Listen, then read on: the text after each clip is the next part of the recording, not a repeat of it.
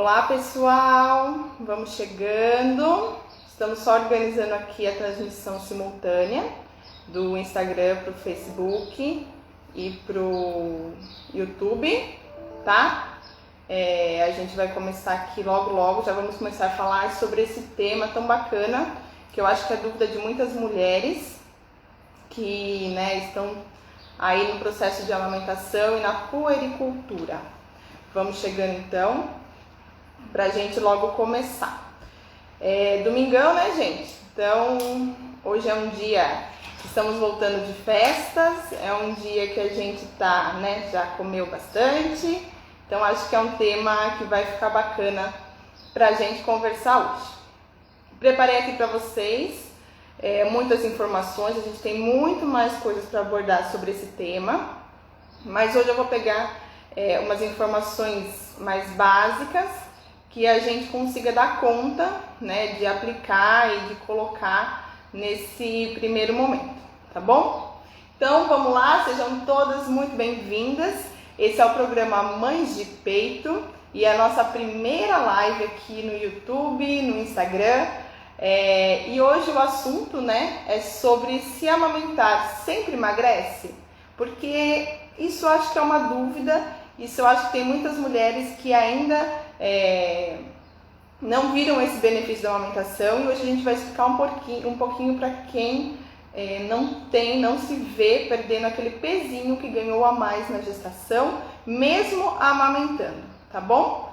Para quem é novo aqui, eu sou a Mirela Campos, eu sou nutricionista funcional, sou consultora em amamentação, sou mãe de 2 crianças lindas, o meu primeiro filho tem 7 anos e a gente teve um desmame bem traumático, mas aí a minha segunda filha, que tem 4 anos, a gente amamentou ela, eu amamentei ela até os 2 anos e 4 meses, e é toda essa carga de experiência que eu vou estar passando para vocês, tudo que eu aprendi e estudei nesses 7 anos de maternidade e amamentação e aliado isso à nutrição, tá bom?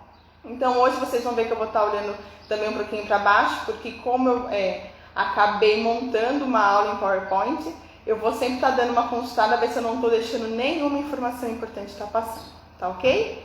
Então nesse canal a gente sempre vai estar discutindo algumas estratégias sobre alimentação durante a amamentação, para tentar ajudar a gente a ter uma puericultura, um puerpério mais vital, com mais vitalidade, e diminuir os choros tanto da mãe quanto dos bebês, tá? Para quem não sabe, o puerpério ele tem esse nome diferente do pós-parto, porque o puerpério é esse momento do pós-parto da mulher que amamenta.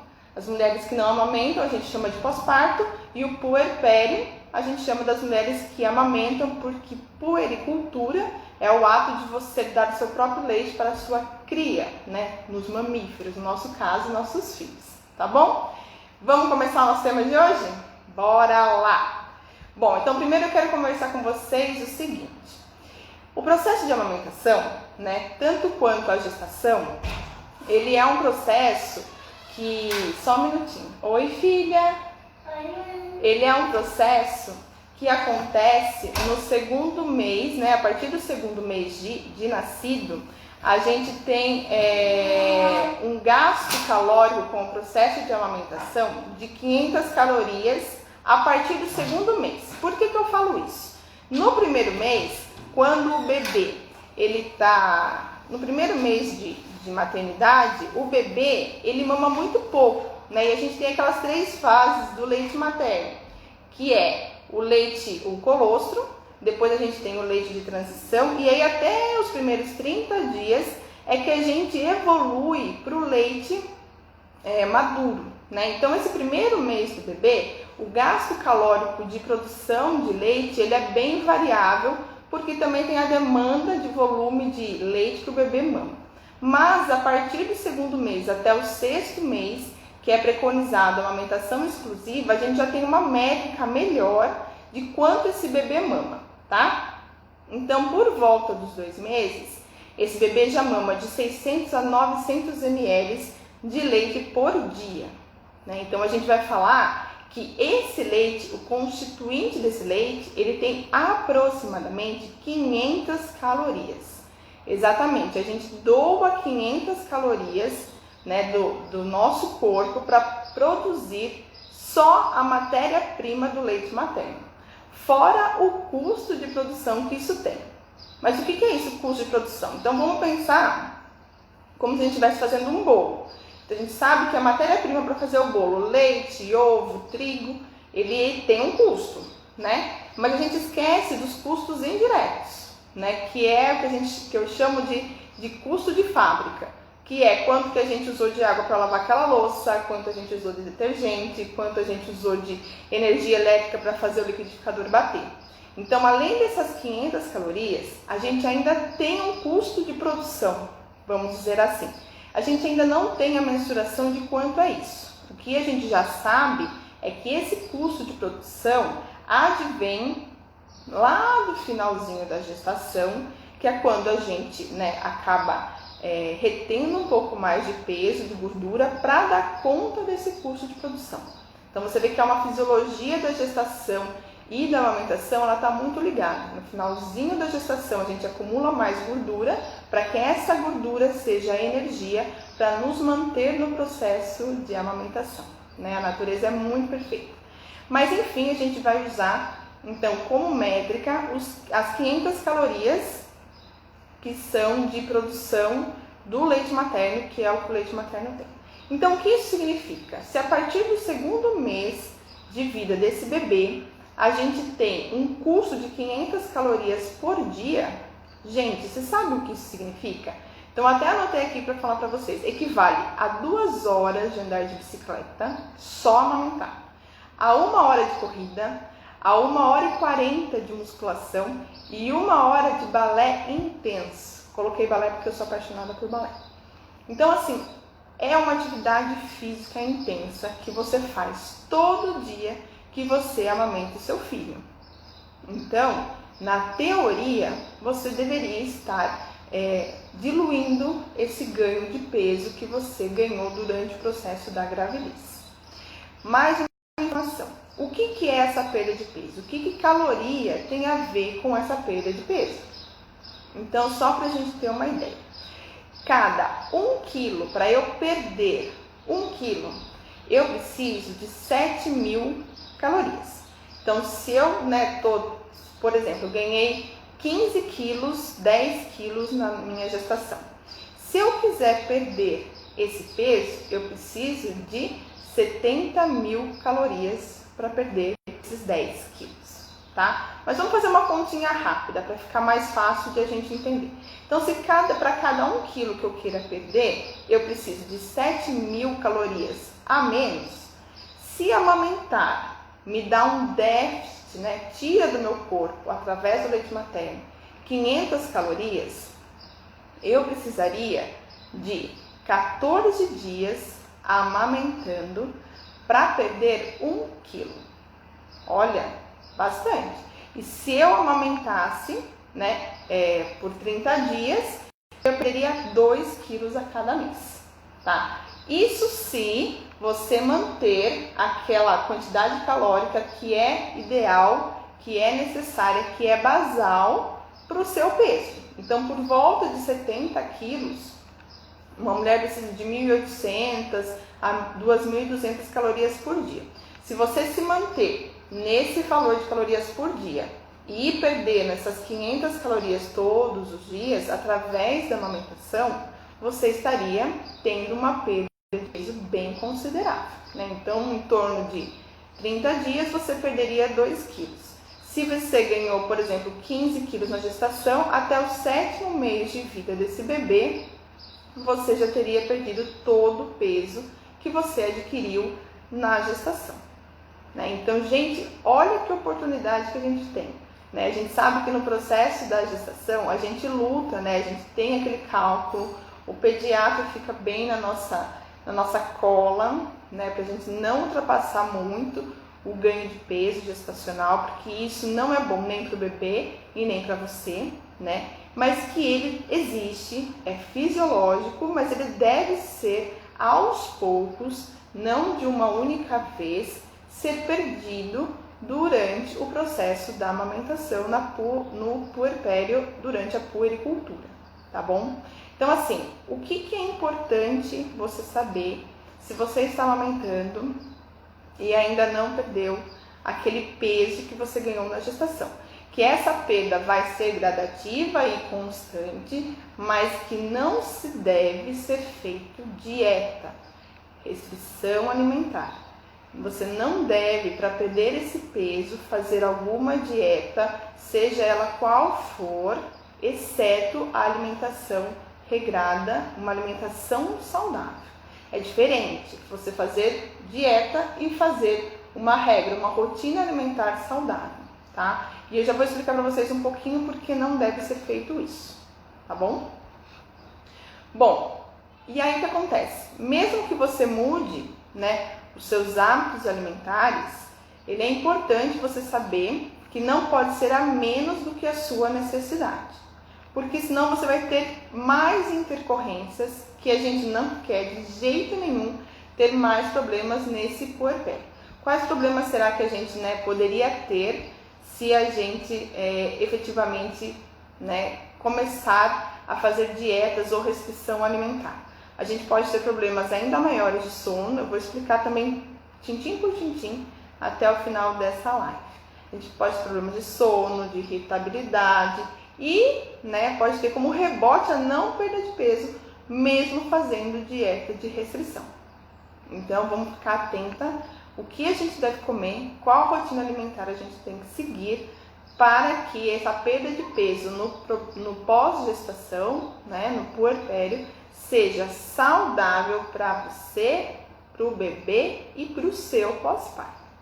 Então aí a gente tem uma oportunidade bacana, né, quando a gente fala de alimentação saudável para ter a perda de peso durante o processo da maternidade.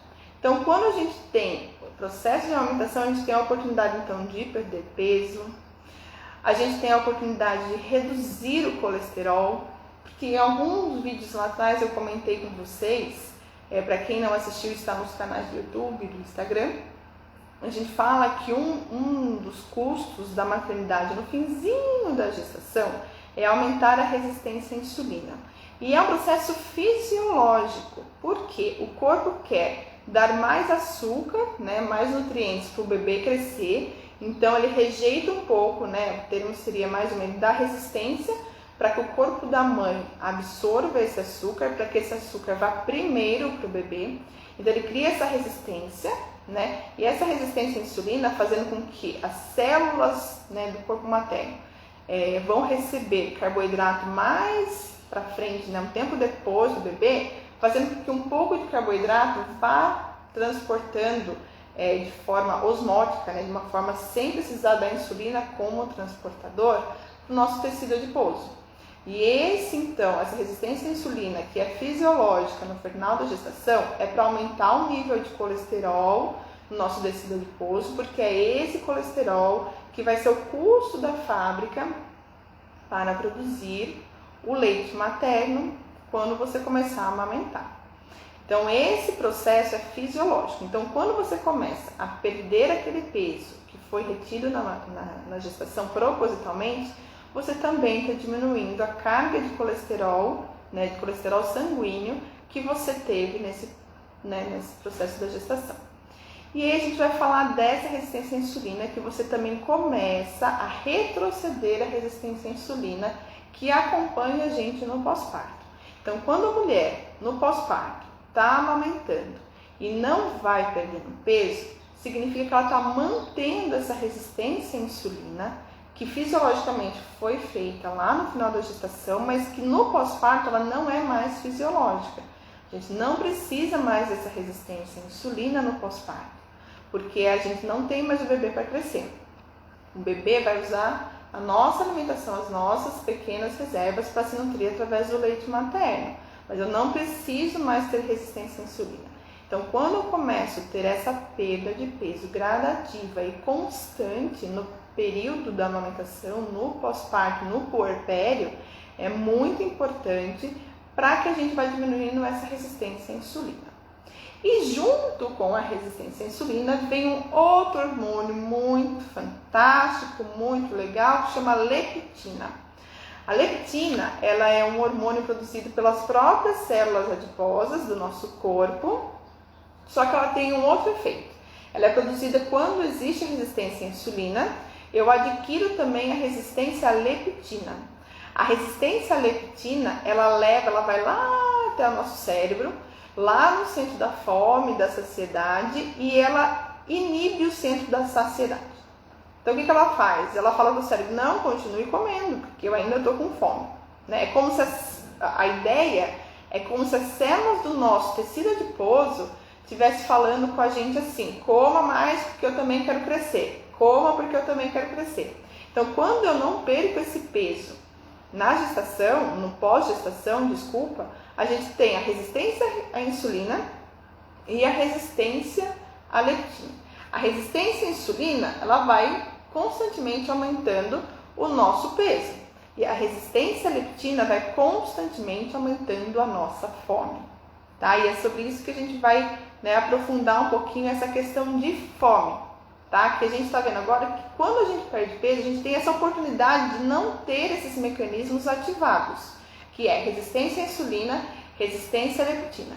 Porque além do benefício de perder peso e ter maior controle do colesterol, eu não tenho essa sinalização neuroendócrina para manter o ganho de peso. Tá bom? E aí? Mas é tão fácil assim, né, Mirella? Parece tão fácil e a gente acaba, tendo que complicar um pouquinho mais. Realmente, gente, essa perda de peso no pós-parto, muitas mulheres, e eu já atendi muita paciente no consultório, gestante, e ela falava assim, tudo bem, eu esse mês extrapolei, porque foi um mês atípico, meu marido ficou de férias, a gente saiu para viajar antes do bebê nascer, eu ganhei um pouco mais de peso, saí da minha curva ideal de ganho de peso, na gestação, mas tudo bem, quando eu amamentar eu sei que eu perco. E é aí que a gente cai na cilada. Por quê? Logo que o bebê nasce, a gente tem aquela perda de peso que é do peso do bebê e do peso dos órgãos que estavam ali durante a gestação, como a placenta. Quando o bebê nasce, a gente perde o peso do bebê, o peso da placenta e o líquido, o peso do líquido amniótico. Então, no primeiro mês, você fala, não, mas eu terminei, por exemplo, a gestação com 75 quilos, mas eu já estou com 70, já estou perdendo. Isso pode não ser constante. Se você continuar tendo esse processo de resistência à insulina, resistência à leptina e com a sua saciedade pior. Então, é importante vocês terem essa consciência de que é um processo não tão fácil e não muito complicado. Tá? É só entender quais são os mecanismos que levam a gente a ter esse controle e saber que é possível sim, de no final da gestação, a gente ter mais fome durante o processo de amamentação. Tá? E aí, falando dessa leptina, a gente vai falar desse controle da fome, Então, fora a leptina, que é esse hormônio que fica ali o tempo todo falando pra gente, olha, vem comer mais, tá com fome. Se a gente não tá tendo a perda de peso constante, a gente ainda tem a fome do próprio amamentar. Por quê? Lá no começo eu falei que amamentar é como se a gente estivesse fazendo uma atividade física intensa. E é muito intenso. Então, o nosso corpo, de rebote, ele sente fome. Então, você já viu alguém aí, já teve contato com algum corredor, nadador, dançarina profissional? Eles relatam muita fome após o treino, não imediatamente após o treino, tá? Porque assim, a gente tem endorfinas ainda circulante, principalmente depois de prova, Então, o atleta, ele fica, depois da prova sem fome, bem saciado, sem fome, porque ele tá com aquela adrenalina ainda circulante. A hora que baixa essa adrenalina, a pessoa quer comer o mundo. É um rebote de fome mesmo, que você teve gasto. Então, agora você precisa estar recuperando, Então, isso também acontece na amamentação. Como você está o tempo todo ali produzindo, a sensação de fome, ela vai aumentar. É fisiológico e é esperado e é normal. Mas, se você não estiver perdendo peso, você, além dessa fome que é fisiológica, você ainda vai ter a fome estimulada pela insulina e pela leptina. Então, vamos dizer que você tem 2x de fome. Então, a tendência é você comer 2 vezes mais. E é aí, quando eu recebo no consultório as mães que estão aumentando há 4 meses, falando, mas eu não consigo mais perder peso. E por que isso é tão importante, a perda de peso? Não é só uma questão de estética ou de voltar ao peso que você tinha antes de engravidar, não é nada disso. É uma questão de saudabilidade, de vitalidade no pós-parto. Não vou entrar tanto em detalhes nesse assunto, a gente vai ficar rodando a live só nesse assunto. A gente vai ter um dia específico para falar sobre essa questão de vitalidade. Mas é importante vocês entenderem que essa perda de peso não é uma questão estética ou de porque eu quero ver meu corpo mais bonito, ou porque não é uma questão disso, é uma questão de saudabilidade, qualidade de vida mesmo, tá? Então essa fome aumentada, ela é esperada, ela tem uma regulação hormonal para isso e ela tem uma regulação neuroendócrina. Só para a gente lembrar um pouquinho, assim que o bebê nasce, a gente tem aquela oscilação intensa de hormônios, então você tem aquela queda do estrógeno. Um dos neurotransmissores que também nos dá essa sensação de fome é a serotonina. A serotonina, ela está muito ligada ao estrogênio. Então, vamos lembrar, se eu cair o estrogênio no pós-parto, a serotonina também cai. Quando ela cai, ela me dá aquela sensação também de fome, de compulsão alimentar. Tanto que melhorar a serotonina é uma das estratégias nutricionais que a gente usa quando a gente tem um paciente, que quer perder peso, é melhorar a serotonina dele. Então, como a mulher, depois que o bebê nasce, você tem essa queda abrupta da serotonina, eu preciso começar a elevar essa produção de serotonina para que eu controle a compulsão alimentar. Tá? Então, tem esses pilares.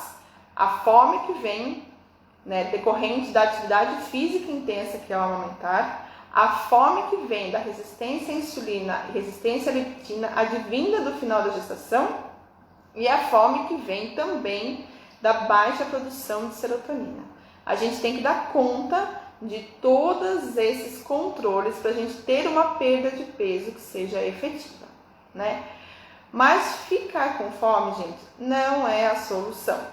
Por quê? Porque você pode ficar cada vez mais desnutrida. Então, por exemplo, quando a gente fala em dieta de pós-parto, não existe, não deve ser feita dieta de pós-parto.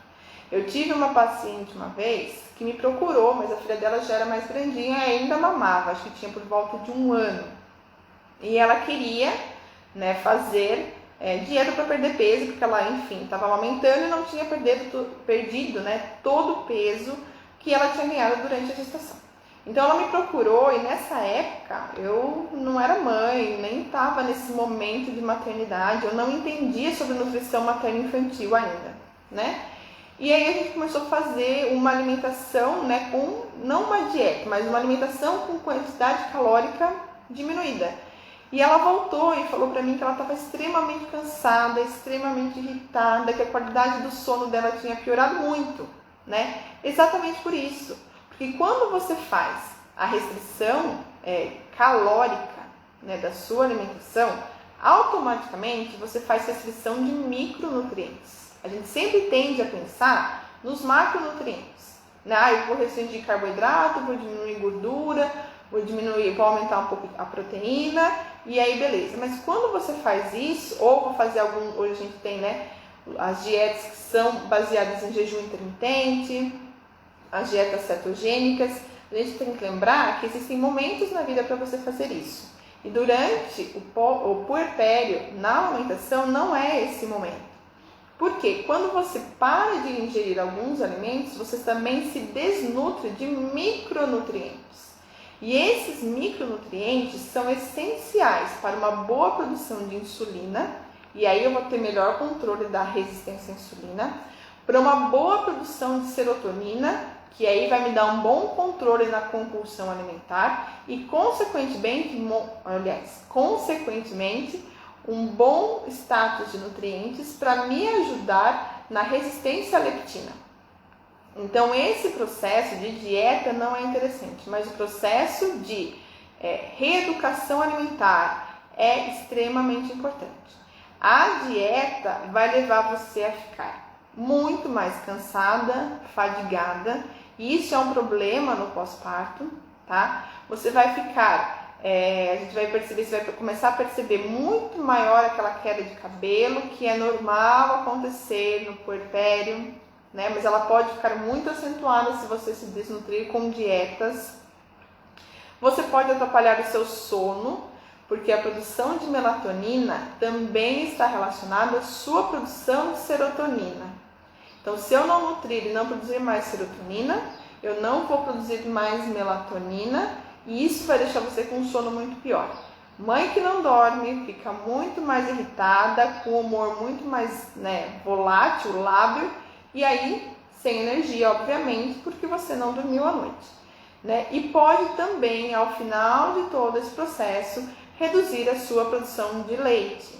Então, toma cuidado em fazer dietas. A alimentação da mãe que amamenta, ela tem que ser bem regrada, ela tem que ter uma rotina, nada maluca, nenhuma rotina de outro mundo, mas ela tem que ser consistente para você ter todos os nutrientes que você precisa ter para se manter uma energia boa, tendo uma qualidade de sono boa, mesmo que seja o sono picado.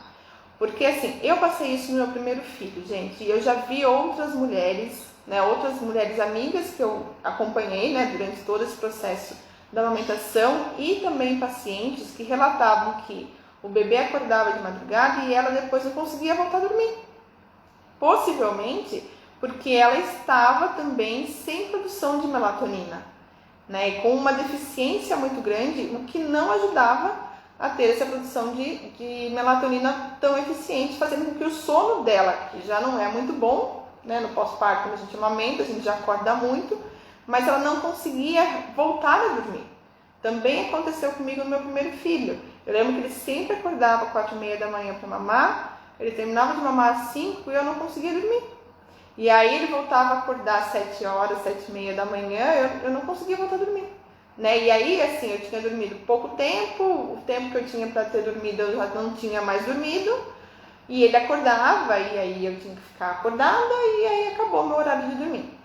Porque quando a gente fica com essa desnutrição, tanto de macro quanto de micronutrientes, vai atrapalhar a nossa vitalidade, a nossa rotina de vida durante o dia. Tá bom? E aí, Mirella, beleza, entendi, E como é que eu faço isso? Então, lógico, a gente tem vários passos. A gente, dentro da área da nutrição, que trabalha com alimentação, a gente tem várias estratégias para fazer com que essa perda de peso se torne constante, que essa perda de peso seja consistente, mas que ela seja passível de ser feita, Porque nesse momento da amamentação é muito complicado, às vezes a gente não tem ajuda, ou se tem rede de apoio, a gente às vezes não consegue pedir.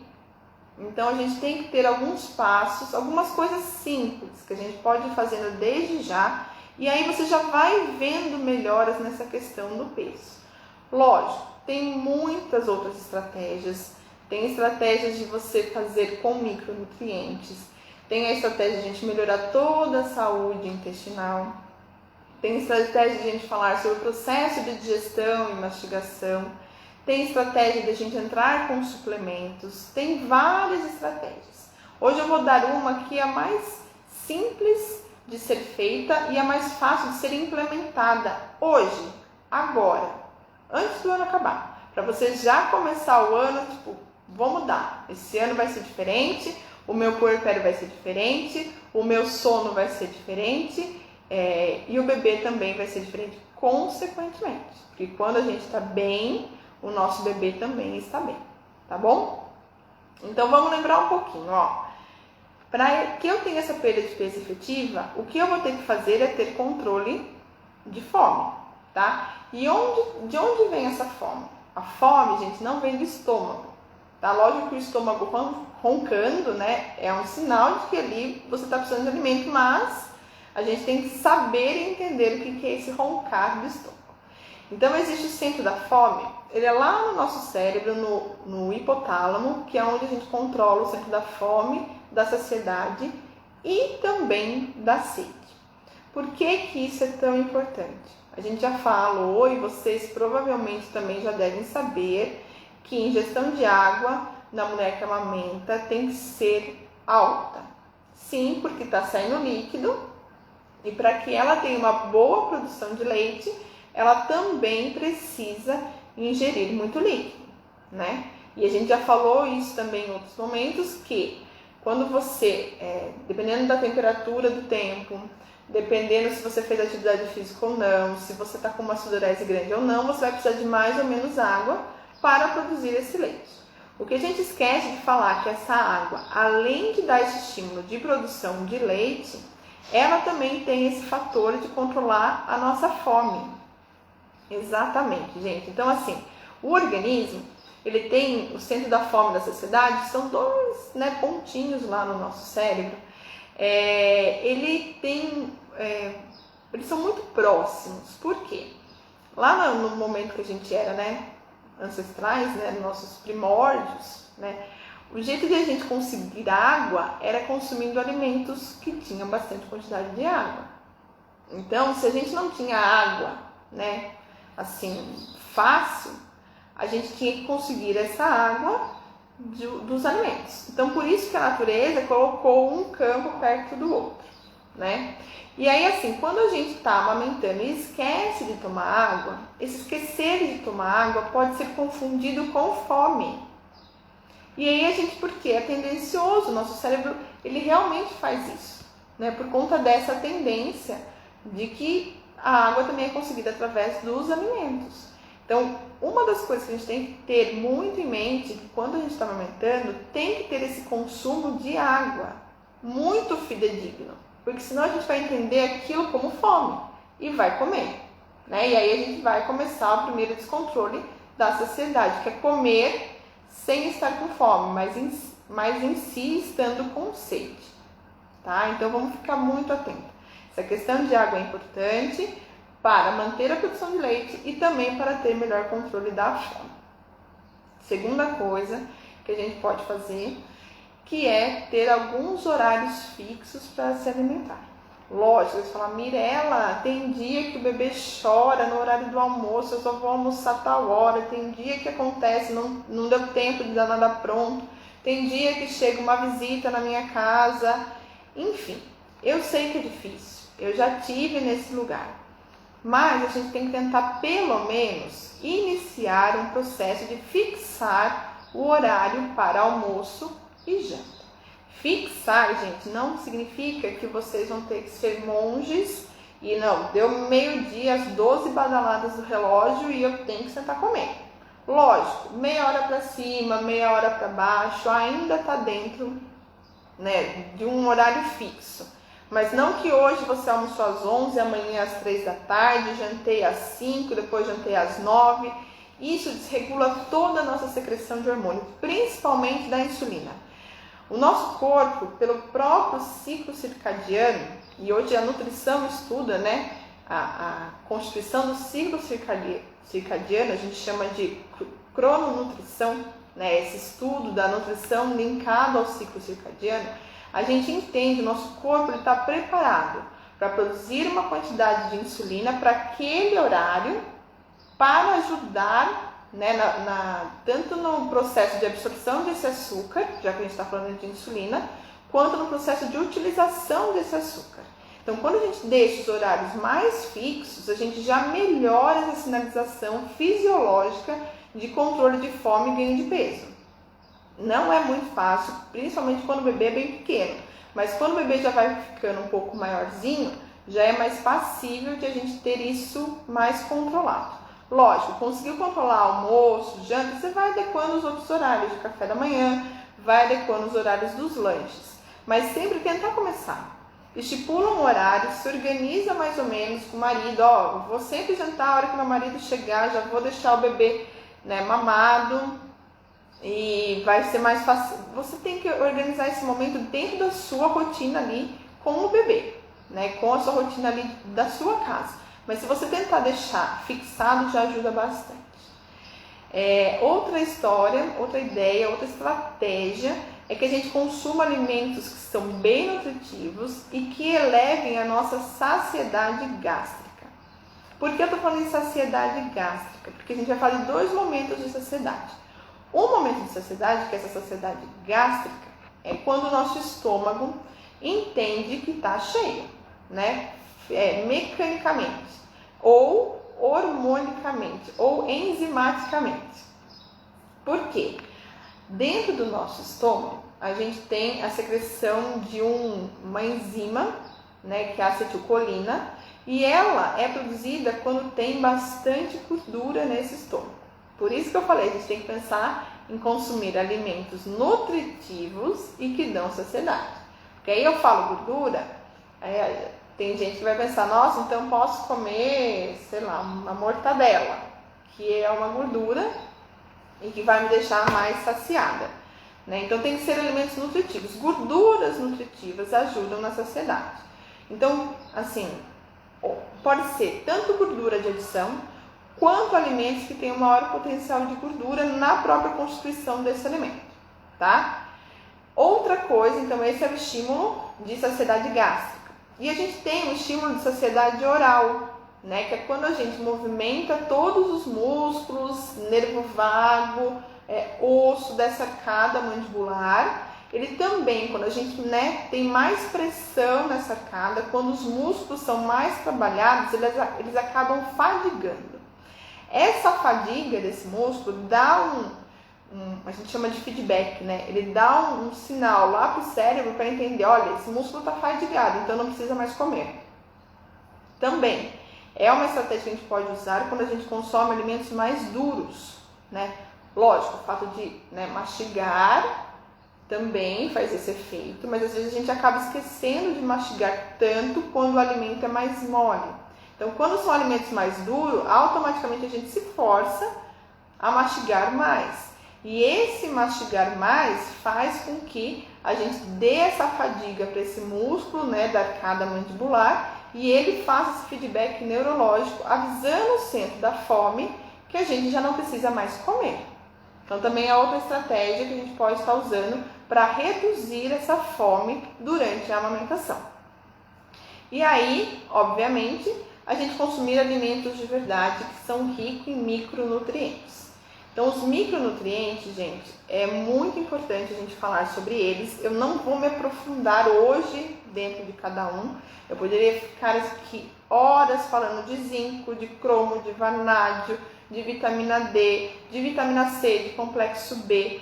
Mas eu vou falar de um específico que eu fiz um vídeo também, que está aí já disponível para vocês, sobre a ingestão de cálcio, né? Que o cálcio, ele é um micronutriente, que ele é muito essencial no processo de amamentação. E esse micronutriente, o cálcio, também, né, além de cuidar dos nossos ossos, além de cuidar do sistema neurológico, ele também dá esse controle na produção de insulina. A gente vai falar em outros momentos, né? E quem tiver dúvida me escreve, pode me escrever no direct, que o cálcio, junto com outros micronutrientes, formam uma insulina de melhor qualidade. Então, sim, a gente pode ter uma insulina de má qualidade que leva a gente a ter a resistência à insulina. Mas o cálcio, ele é um dos micronutrientes que é, né, mais bem pensado para acontecer no processo da amamentação. A gente sabe, todo mundo fala, está amamentando, consome mais cálcio, está amamentando, consome mais cálcio. Ele é importante para o nosso osso, para a formação do bebê, sim, mas ele também é extremamente necessário para esse processo de perda de peso, porque ele ajuda a produção lá no pâncreas de uma insulina que seja de boa qualidade. Quando a gente tem insulinas que são de boa qualidade, a nossa resistência à insulina automaticamente vai diminuindo. Diminui a resistência à insulina, diminui o depósito de gordura no tecido adiposo. Diminui a resistência à insulina, diminui automaticamente a resistência à leptina. Diminui a resistência à leptina, diminui a fome. Tá vendo? Então é todo um ciclo que acaba tendo que acontecer para que esse controle de fome aconteça e a gente, né, vá tendo ao longo desses 6, 5, 7, dependendo de quanto de peso você ganhou na gestação, a gente vá voltando àquele peso inicial, tendo essa perda de peso que vai levar a gente a ter melhor qualidade e vitalidade no pós-parto. tá bom? Então a mensagem é essa que eu queria passar para vocês. E agora eu vou falar para vocês das estratégias.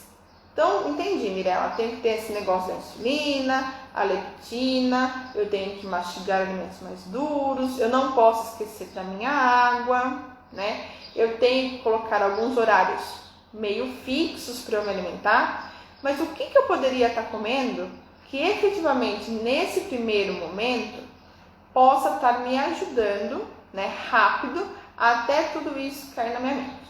Então agora é hora de vocês pegarem um papel e uma caneta e anotar algumas estratégias de alimentos que, se vocês começarem a incluir na rotina alimentar de vocês, já vai ter esse papel, já vai ter esse efeito e a gente vai começar efetivamente a ver essa perda de peso ser mais constante e gradual, tá bom?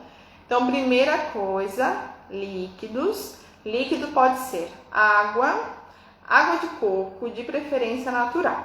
Se você quiser tomar água de coco, aquelas, né, que já são industrializadas, sempre olhem no rótulo, vejam se essa água de coco, ela nos ingredientes lá, então lembra que em um dos posts que tem aí no feed, eu coloquei para vocês sobre ler o rótulo, os ingredientes e não olhar a tabela nutricional. Então lá nos ingredientes vai estar escrito o que tem dentro ali daquela embalagem. Então você olha lá, se tiver água de coco só, de repente um antiácido, né, ácido ascórbico, né, que é antioxidante, tá ok. Agora se começar a ter sacarose, água de coco reconstituída, aí já não é legal. Então pode ser a água de coco, que pode ser a natural ou pode ser essas industrializadas, desde que seguindo essas ideias, né, dos ingredientes. Pode ser chá e pode ser suco de fruta diluído com água, por conta da frutose. A gente também vai falar disso em outras lives, mas não é interessante você tomar muito suco de fruta por conta da frutose, que como rebote vai ter esse aumento da resistência à insulina também. Então, litros e litros de líquido, 3 a 4 litros de líquido sempre na sua mão. É garrafinha mesmo, não adianta ficar querendo toda hora encher o copo que não vai virar esses 3 a 4 litros. Pega uma garrafinha de 1 litro, 1,5 litro, você vai ter que encher ela pelo menos 2 vezes no dia, pelo menos, tá bom? Outra estratégia bem bacana é você acrescentar os óleos. Então, o que eu sempre falo? Óleo de coco é um óleo maravilhoso, né? A gente está falando muito do óleo de coco por ser antifúngico, por ter ácido láurico, e ele dá também essa saciedade gastrointestinal e é muito nutritivo. Então você pode colocar óleo de coco em fruta, né? De repente no café da manhã você vai comer uma banana, uma manga, um mamão, você já coloca esse óleo de coco nessa fruta de manhã. E no almoço e na janta você sempre pode acrescentar também um azeite de boa qualidade, que vai ajudar bastante nesse processo da saciedade gástrica. Nos intervalos entre as refeições, o que a gente pode estar fazendo? Sempre comer uma fruta, que aí tem a fonte de fibra, né? A fibra ela dá aquela, ela incha, né? Ela dá aquela sensação de estômago cheio, mesmo porque ela distende, ela aumenta o volume dela em contato com o suco gástrico, tá? Então as frutas, e aí, só que comer só uma frutinha à tarde, a gente não vai dar conta de estar saciando essa fome.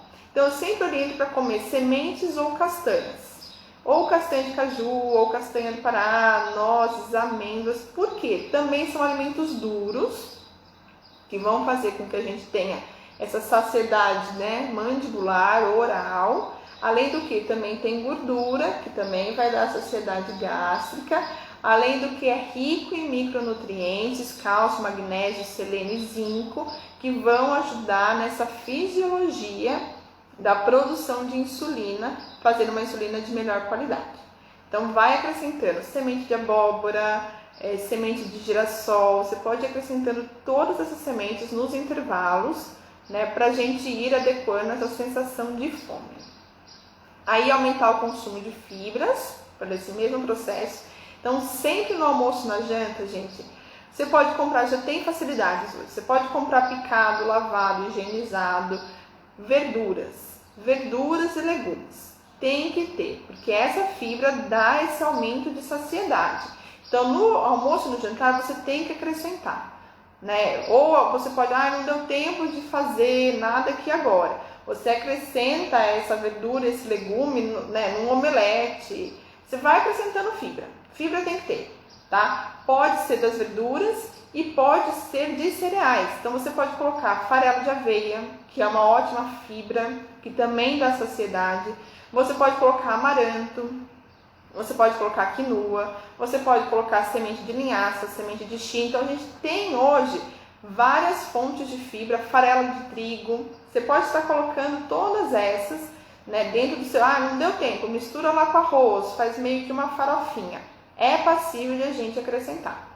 E aí também, né, como eu já falei anteriormente, a gente aumentar as fontes de cálcio, né? Lembrando, gente, que cálcio não está presente só nas fontes de leite, de lácteos, né? Como iogurte, queijo e o próprio leite. A gente tem N fontes de cálcio. Eu falo isso porque tem muita mãe que amamenta bebês que são APLVs, como também foi o meu caso. E a gente não pode descuidar dessa quantidade de cálcio. Cálcio também está muito presente nas sementes. A semente que mais tem cálcio hoje é o gergelim. E a gente também pode ter em qualquer outra semente, semente de abóbora, semente de linhaça, semente de chia, todas elas têm, tá? E nos vegetais verdes escuros. Os vegetais verdes escuros, como couve, espinafre e brócolis, também a gente fala que a absorção de cálcio também é devido pela relação que existe entre cálcio e magnésio. Então, quanto melhor essa relação 1 para 1 dentro do alimento, mais absorção de cálcio eu tenho. Então, brócolis, a couve e o espinafre são alimentos que têm essa boa relação cálcio-magnésio. Então, também são alimentos que você tem que estar incluindo na alimentação diária para fazer esse controle de cálcio, para que você tenha essa melhor sinalização na produção de insulina, melhorando a sua sensação de fome. Ok? Então, olha essas 5 estratégias, 1, 2, 3, 4, 5. 5 estratégias que eu passei para vocês aqui agora são estratégias que são eficientes, são estratégias que são passíveis de serem feitas hoje, inclusive hoje não, né? Porque se ninguém está com nada de mercado aí, pode ir no mercado amanhã e estar preparando, né? Comprando esses alimentos para já ter em casa. E você vai ver que a sua perda de peso, ela vai começar a ser gradual e efetiva quando a gente começar a lembrar de tudo isso que eu falei para vocês, sobre a sinalização da sede, sobre diminuir a fome, quando você faz a sensação de saciedade gástrica, quando você estimula a sensação de saciedade oral e quando você coloca fibras e gordura na sua alimentação, tá bom? Então, essa é a ideia que eu quis passar para vocês hoje, né? Amamentar emagrece sim, mas porque a gente tem aquele gasto calórico extremamente grande quando a gente amamenta, a gente tem aquele gasto calórico que é passível sim de a gente ter perda de peso, mas se a gente não tiver uma alimentação muito regrada, deixa eu só ligar a câmera aqui.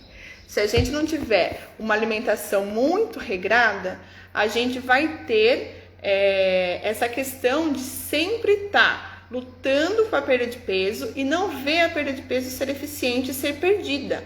Então, gente, prestem atenção na alimentação. É passível sim de a gente ter essa perda de peso, é passível sim, mas a gente tem que ter esse controle na nossa alimentação.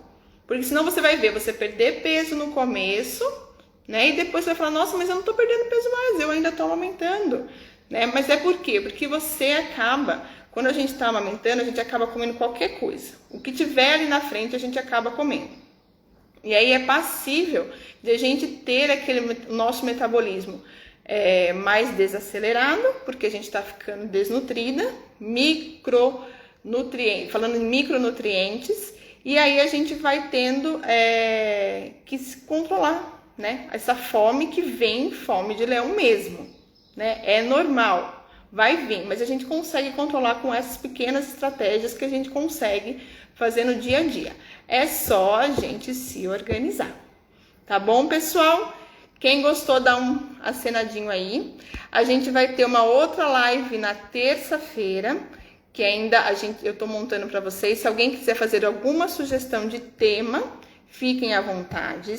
Se alguém teve dúvida, né, Mirela, não entendi o que você falou, fala de novo, manda no direct, que a gente vai estar postando aqui de novo algumas dúvidas. E se vocês quiserem que eu fale sobre algum tema específico, que também é dúvida de vocês que estão amamentando, sobre alimentação ou mesmo sobre o processo de amamentação, manda aqui para mim no direct que eu vou ter o maior prazer em conversar com vocês. Tá bom, gente? Um grande beijo para todo mundo, bom domingo e a gente se vê amanhã. Ah, esqueci! Amanhã a gente tem a nossa Masterclass.